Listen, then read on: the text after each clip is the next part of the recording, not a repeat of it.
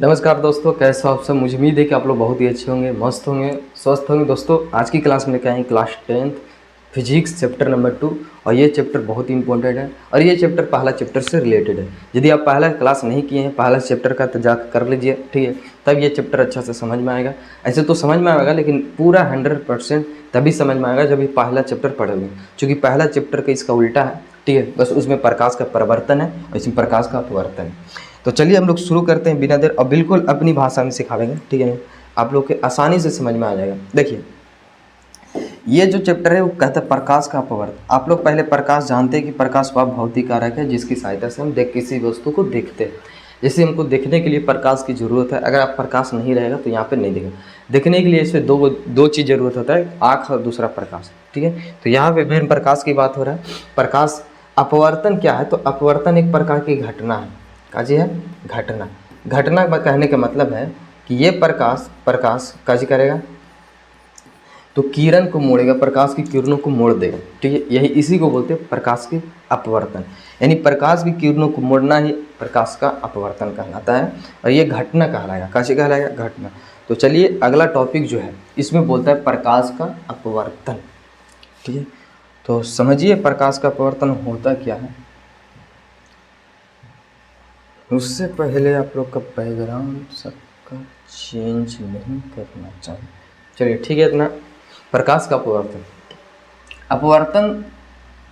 एक प्रकार की घटना है, ठीक है, जो प्रकाश की किरणों को मोड़ता है। क्या करता है? प्रकाश की किरणों को मोड़ता है।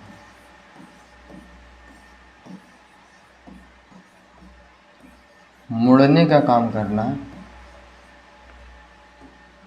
मोड़ता है, इसी को बोलते हैं प्रकाश का अपवर्तन, ठीक है। आप लोग समझ गए प्रकाश का अपवर्तन होता क्या है। तो जब प्रकाश कहीं जाता है एक माध्यम से दूसरे माध्यम में, ठीक है, तो उसको बोलते हैं प्रकाश का अपवर्तन हुआ। ये माध्यम है क्या, समझिए जरा। माध्यम किसको बोलते हैं, ठीक है। माध्यम कहने का मतलब है, आप पहले माध्यम समझिए, ठीक है।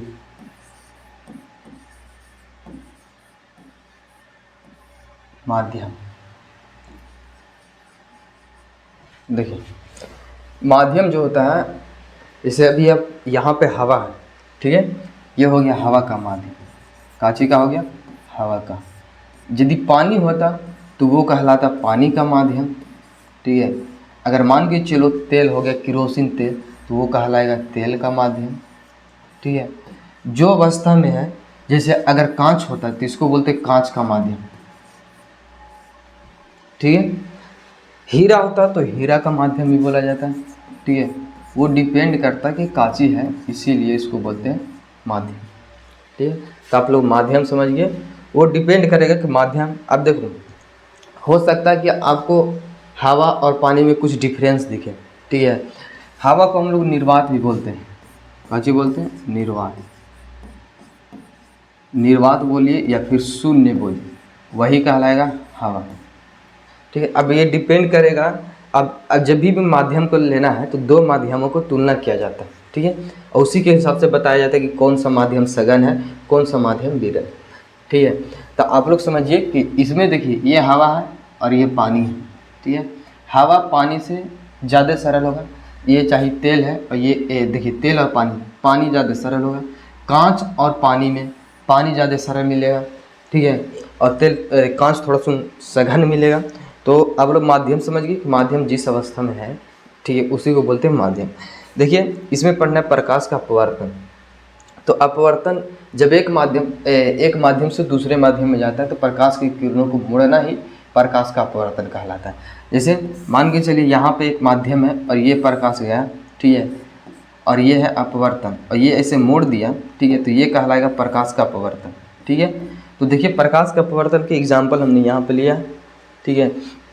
जैसे अगर आप घर एग्जाम्पल देखिएगा तो देखिए यहाँ पे ये गिलास है, गिलास में कांची रखा गया है, पानी में कांची है तो स्टिक है।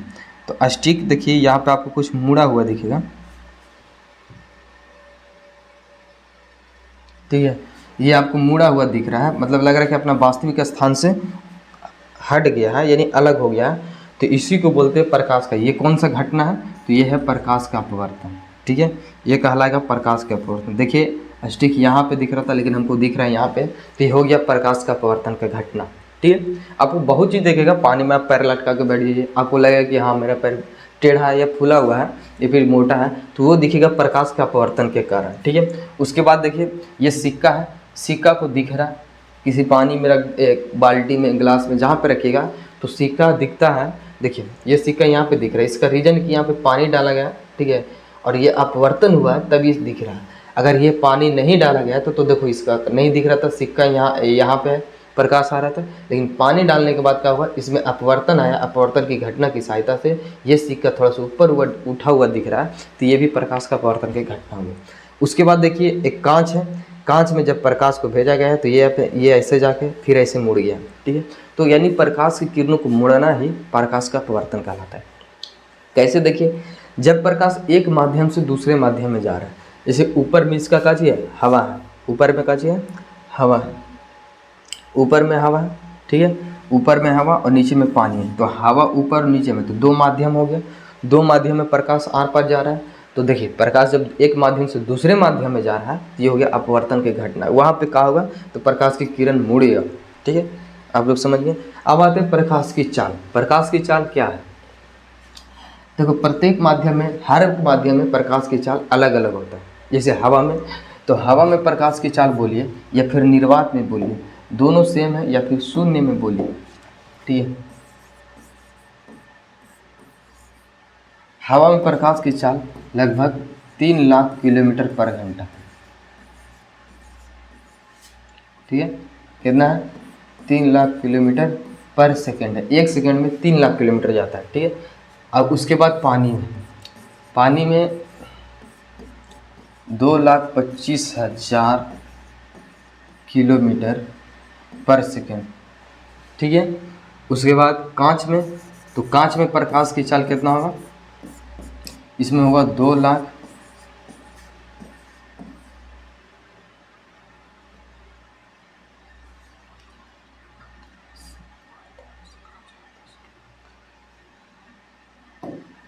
कितना, 2 लाख किलोमीटर पर सेकंड। ये हो जाएगा किस में, कांच में। तो देखा जाए कांच में सबसे कम है। ठीक है, कांच में कितना है, सबसे कम है। और उसके बाद पानी में थोड़ा सा कम है, और हवा में सबसे बेसी है। ठीक है, तो जो अगर हम किसी माध्यम की कंपेयर कर रहे हैं तो वहाँ पे दो माध्यम, जैसे ये माध्यम देखिए, ये दोनों। ठीक है, अगर ये दोनों में पूछेंगे कि जिसमें प्रकाश की चाल सबसे ज़्यादा रहता है, ये दोनों में वो सघन का विरल कहलाता है। काची कहलाता है, विरल। देखिए हवा और पानी ले लीजिए। ठीक है, ये दोनों में किसका प्रकाश ज़्यादा होगा, किस में प्रकाश होगा, हवा में। तो हवा कहलाएगा सघन माध्यम। कौन सा माध्यम, सघन। और पानी कहलाएगा विरल माध्यम। ठीक है, सघन और विरल। जैसे ये कहलाएगा सघन, ये कहलाएगा विरल, चूँकि इसमें प्रकाश की चाल काची है, कम है। अब देखिए पानी ले लीजिए और कांच ले लीजिए। ठीक है, पानी और कांच। तो देखिए पानी कहलाएगा विरल, चूँकि इसमें प्रकाश की चाल काची है, ज़्यादा है, किसकी अपेक्षा, तो ये कांच की अपेक्षा, और ये कहलाएगा सघन। तो सरल सघन और विरल आप लोग समझ में आ गया कि मतलब दो माध्यमों को कंपेयर किया जाता है। वहाँ पे अकेले सिर्फ एक माध्यम को नहीं बताया जा सकता कि ये सघन है और विरल है, दो माध्यमों को लेके बताया जा सकता है कंपेयर करके कि हाँ कौन सा माध्यम सघन है, कौन सा माध्यम विरल। और ये पता चलता है कि प्रकाश के चाल से। ठीक है, यदि जिस माध्यम की प्रकाश की चाल अधिक रहेगा उसमें वो कहलाएगा विरल, और जिस माध्यम की प्रकाश की चाल कम है वो कहलाएगा सघन। ये दो माध्यमों को कंपेयर करेंगे तब। ठीक है, अब ऐसा नहीं सिर्फ एक को लेना है और एक को छोड़ देना, तो वो नहीं बताया जा सकता, हमेशा दो माध्यमों को कंपेयर करना है। एक चीज़ देखिए कि यहाँ पे पानी का चीज था, विरल था। ठीक है ना, थोड़ा सा मिस्टेक हो गया। ठीक है, यहाँ पे ये कहलाएगा विरल, हवा कहला जाएगा विरल। ठीक है, और ये कहला जाएगा चीज सघन। तो ये कहलाएगा विरल और ये कहलाएगा सघन, थोड़ा सा मिस्टेक हो गया। ठीक है, ये सघन और विरल क्यों कह रहा है, क्योंकि पानी और हवा है, तो पानी की जो घनत्व है वो अधिक है। ठीक है, इसका घनत्व क्या चाहिए, तो अधिक है। किसके अपेक्षा? पानी की अपेक्षा। इसमें देखिए कांच का घनत्व का चाहिए तो अधिक है, ठीक है, इसका घनत्व ज़्यादा है जी, इसका घनत्व अधिक है, ठीक है। तो याद रखिएगा, ठीक है, कि जिसका घनत्व अधिक हो, अगर घनत्व अधिक है, ठीक है, घनत्व अधिक है,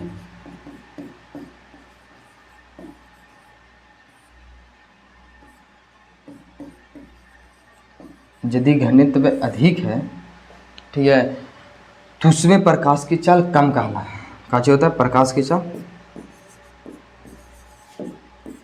प्रकाश की चाल काची होगा? तो कम होगा, ठीक है। घनत्व अधिक होगा तो प्रकाश की चाल कम होगा, क्योंकि उसमें प्रकाश ज़्यादा गति नहीं कर पाएगा ज़्यादा तेजी से, ठीक है। उसके बाद आता है प्रकाश के अपवर्तन की व्याख्या। इसको हमको व्याख्या कर रहा है प्रकाश का अपवर्तन, ठीक है। तो कैसे करेंगे? थे देखिए, व्याख्या के मतलब होता है उसमें सारा डिटेल्स के बारे में हमको जानना है। जैसे प्रकाश का अपवर्तन में क्या क्या चीज़ होता है, तो समझिए प्रकाश का अपवर्तन। देखिए, ये हम लेते हैं एक माध्यम, ठीक है, या फिर चलिए एक ऐसा माध्यम लेते हैं, ठीक है, जिसमें आप लोग के इस प्रकार,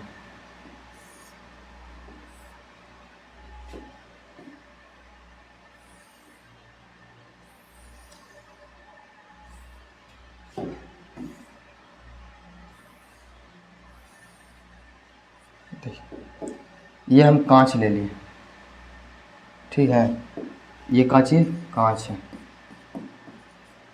और बाहर में कांच है हवा। तो हवा कहला जाएगा विरल माध्यम, ठीक है। ये कौन सा माध्यम कहलाएगा? विरल। और ये कहलाएगा सघन, ठीक है, सघन और विरल, समझ गए। चूँकि हवा का घनत्व अधिक होगा, यदि कांच का घनत्व अधिक होगा और हवा का कम होगा, तो इसीलिए कांच जो है वो कहलाएगा सघन और ये कहलाएगा विरल। ये दो माध्यमों को कंपेयर कर रहे हैं तब कहलाएगा, ठीक है।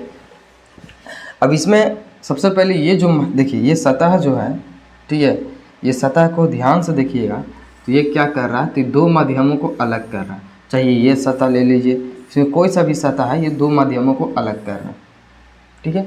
तो जब दो माध्यमों को अलग करता है तब वहाँ पे क्या आता है? एक किरण आता है, प्रकाश की किरण। देखिए इस प्रकार, ठीक है, ये हो गया आपतित किरण। कौन सा किरण? इसको बोलेंगे हम लोग आपतित किरण। ये हो जाएगा आपतित किरण, ठीक है। आपतित किरण इसको बोलेंगे, यानी कि जो आपतित किरण किसे कहते हैं? तो जी दो माध्यमों को अलग करने वाली सतह पर जो किरण पड़ता है उसी को बोलते हैं आपतित किरण। यहाँ पे देखिए, इसको क्या बोलेंगे? तो इसको बोलेंगे आपतन बिंदु। क्या बोलेंगे? आपतन बिंदु, आपतन बिंदु, ठीक है, समझ गए। उसके बाद आता है कि आपतन बिंदु पर अगर हम लंब खींचते हैं इस प्रकार, तो इसको बोलते हैं अभिलंब। क्या चीज बोलते हैं? अभिलंब, ठीक है। आप लोग समझ रहे हैं, पॉइंट बाय पॉइंट समझते चलिए, ठीक है। इसको बोलते हैं आपतित किरण, इसको बोलते हैं आपतन बिंदु, इसको बोलते हैं अभिलंब, ठीक है। अब प्रकाश का एक माध्यम से दूसरे माध्यम में प्रवेश करेगा तो ये अभिलंब की ओर मुड़ेगा, ठीक है। किसकी ओर मुड़ेगा? अभिलंब की ओर, अभिलंब की ओर मुड़िए। उसके बाद यहाँ पे क्या हो रहा है? तो इसको बोलेंगे अपवर्तित किरण। कौन सा किरण? अपवर्तित किरण, ठीक है। आप इसको बोलिएगा अपवर्तित किरण, अपवर्तित किरण, ठीक है, अपवर्तित किरण। अब देखिए यहाँ पे समझिए कि आपतित किरण और अभिलंब के बीच यहाँ पे कुछ कोण बन रहा है, ठीक है। इसको बोलेंगे आपतन कोण। कौन सा कोण? आपतन कोण।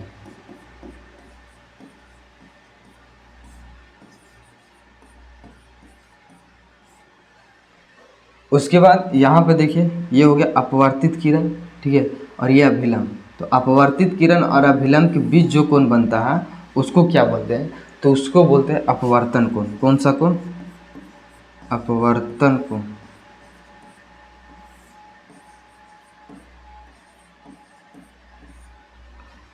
समझ गए।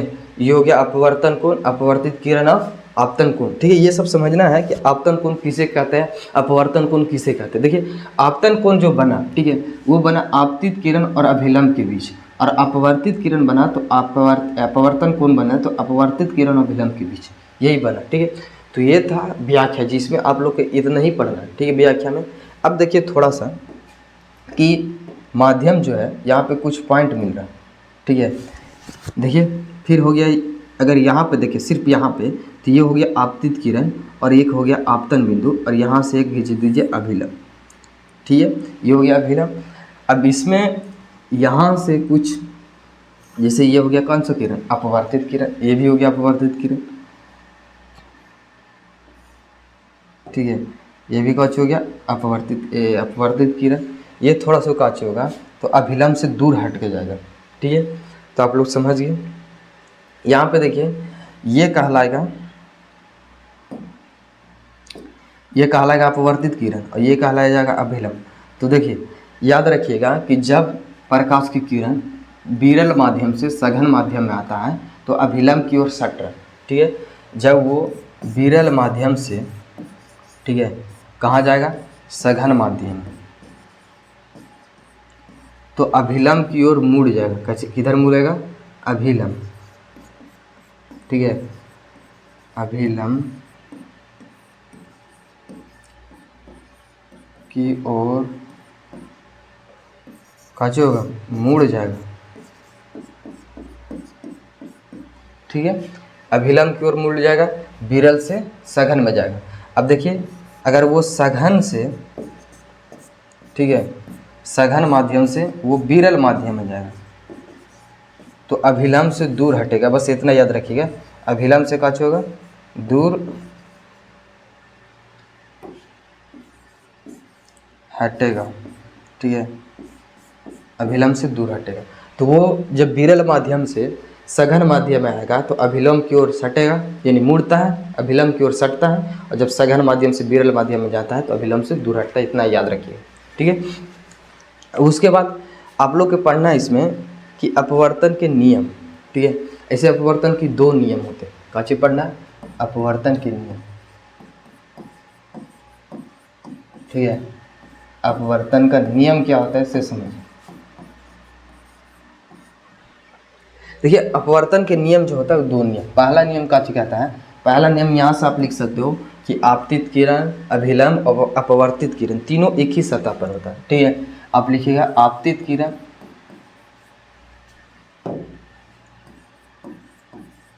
आपतित किरण, ठीक है, अपवर्तित किरण,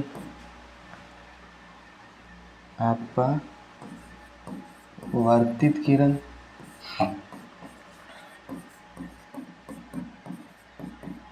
अभिलंब, कैसे होता है, तीनों एक ही सतह पर होता है, याद रहेगा। अपवर्तित किरण, आपतित किरण और अभिलंब तीनों एक ही सतह पर होता है, पहला नियम ये। दूसरा नियम कार्तिक आता है आपतन कोण की ज्या, ठीक है, आपतन कोण की ज्या, ठीक है, और अपवर्तन कोण की ज्या, अपवर्तन कोण की ज्या का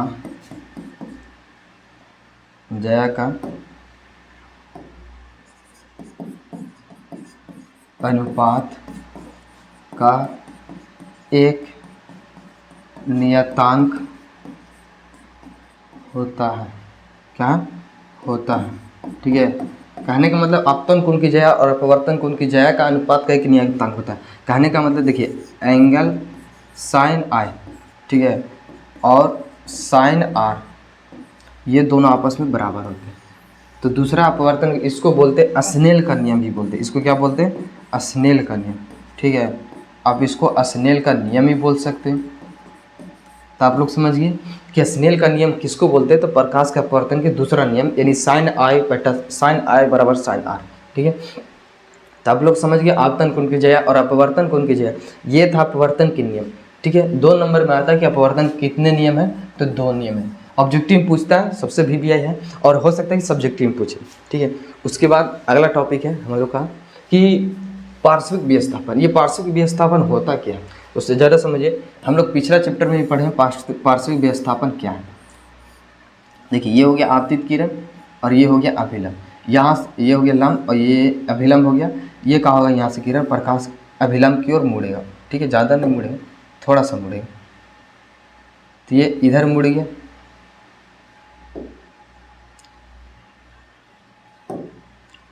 ये यहाँ पे मुड़ गया। ठीक है, अब यहाँ पे भी काचे हो गया अभिलंब, लंब हो गया, ये काचे हो गया थोड़ा सा दूर हटेगा। तो देखिए यहाँ पे जब ये जाना चाहिए था इसको ऐसे,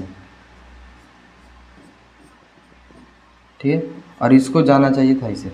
देखिए इसको बोलते हैं हम लोग निर्गत किरण। ठीक है, इसको क्या बोलते हैं, निर्गत किरण, इसको हम लोग बोलते हैं निर्गत किरण। ठीक है, ध्यान से समझिएगा, इसको बोलते हैं निर्गत किरण। ठीक है, और इसको बोलते हैं आपतित किरण। देखिए आपतित किरण है, तो निर्गत किरण और आपतित किरण के बीच की लंबवत दूरी को, देखिए ये लंबवत दूरी नापिएगा, इसी को बोलते हैं पार्श्विक विस्थापन। काची बोलते हैं, पार्श्विक विस्थापन। ठीक है, पार्श्विक विस्थापन क्या है, तो आप लोग समझ गए, विस्थापन। ठीक है, पार्श्विक विस्थापन किसे कहते हैं, तो याद रखिएगा आप निर्गत किरण।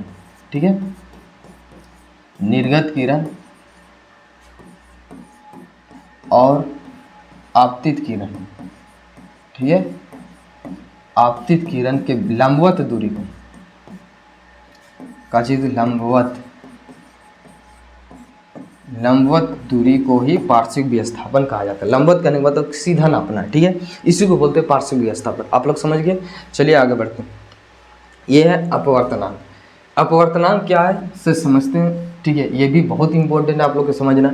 अपवर्तनांक एक प्रकार के देखा जाए तो ये बताता है कि प्रकाश, किसी प्रकाश की कोई माध्यम की प्रकाश की मोड़ने की क्षमता को बताता है। ठीक है, कि हाँ कोई माध्यम जो है वो प्रकाश की किरण को कितना मोड़ सकता है, यही अपवर्तनांक बताता है। जैसे हवा है, हवा में प्रकाश उतना नहीं मुड़ता है, लेकिन पानी में देखा जाए तो थोड़ा सा ज़्यादा मुड़ता है हवा की अपेक्षा। ठीक है, तो हवा जो हो गया और पानी जो हो गया, तो हवा को मोड़ने की क्षमता कम है, पानी को क्या चाहिए, ज़्यादा है, तो इसी को बोलते हैं अपवर्तनांक। अब कितना ज़्यादा है यही हमको देखना है। ठीक है, जैसे ये बोलता है कि जब प्रकाश की रोशनी एक माध्यम से दूसरे माध्यम में जाती है, ठीक है, और उसकी दिशा बदल जाती है, इसको बोलते हैं अपवर्तन। काची बोलते हैं, अपवर्तन बोलते हैं। लेकिन अपवर्तनांक बताता है कि रोशनी उस माध्यम में कितनी धीमी हुई है, यानी कितना मुड़ा है। जैसे मान के चलो एक माध्यम है यहाँ पे, ठीक है, इसमें प्रकाश जा रहा है, तो इसमें मान के चलो ऐसे मुड़ गया। ठीक है, तो ये माध्यम बता रहा है कि इसमें प्रकाश की चाल कितना धीमा हो गया, कितना चाल हो गया। ठीक है, धीमा कैसे हुआ, तो धीमा इसलिए हुआ क्योंकि तिरछे गया, ये सोजा जाता तो थोड़ा सा अधिक ज़्यादा। तो कोई माध्यम बताता है कि प्रकाश की चाल कितना धीमा हुआ, यानी क्षमता है वो अपवर्तनांक कहने का मतलब। ठीक है, तो आप लोग समझिए। उसके बाद ये देखिए अपवर्तनांक। अच्छा, अपवर्तनांक बराबर काची होता है, थोड़ा सुन ये भी देख लीजिए। कहता है अपवर्तनांक किसी माध्यम को निकालना है तो सीधा जानिएगा, उस माध्यम में अपवर्तनांक निकालना, किसी माध्यम का पढ़ना, तो उस शून्य में प्रकाश की चाल, फार्मूला होता है शून्य में प्रकाश की चाल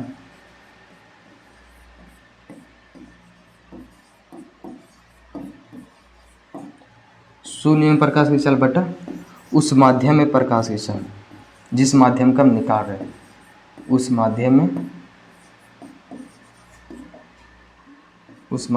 प्रकाश की चाल। ठीक, अगर किसी माध्यम का निकाल रहे हैं तो शून्य में प्रकाश की चाल और उस माध्यम का प्रकाश की चाल, जिस माध्यम को निकाल रहे हैं, उसी को बोलते हैं अपवर्तनांक। ठीक है, आप लोग समझ गए। उसके बाद देखिए अगला, इसको आप लोग को याद रखिएगा। ठीक है, कि वायु का अपवर्तनांक कितना होता है, तो लगभग 1 होता है, 1 कुछ है, तो लगभग 1 के बराबर माना गया। ठीक है, वायु का अपवर्तनांक लगभग 1, कार्बन डाइऑक्साइड का लगभग 1.0045 है। ठीक है, पानी का लगभग 1.33 माना जाता है, अल्कोहल का 1.36, तारपीन तेल ठीक है 1.7, इसको याद रखना।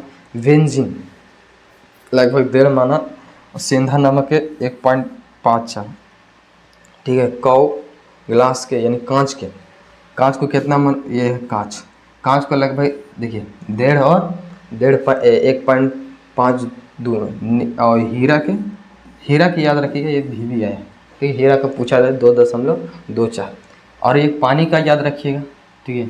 वायु का याद रखिएगा, पानी का, एक हीरा का, ये बहुत इंपॉर्टेंट है, ये पूछा जाता है एग्जाम में ठीक है। अगला देखिए, अगला टॉपिक जो है वो कहता है अपेक्षिक अपवर्तनांक ठीक है।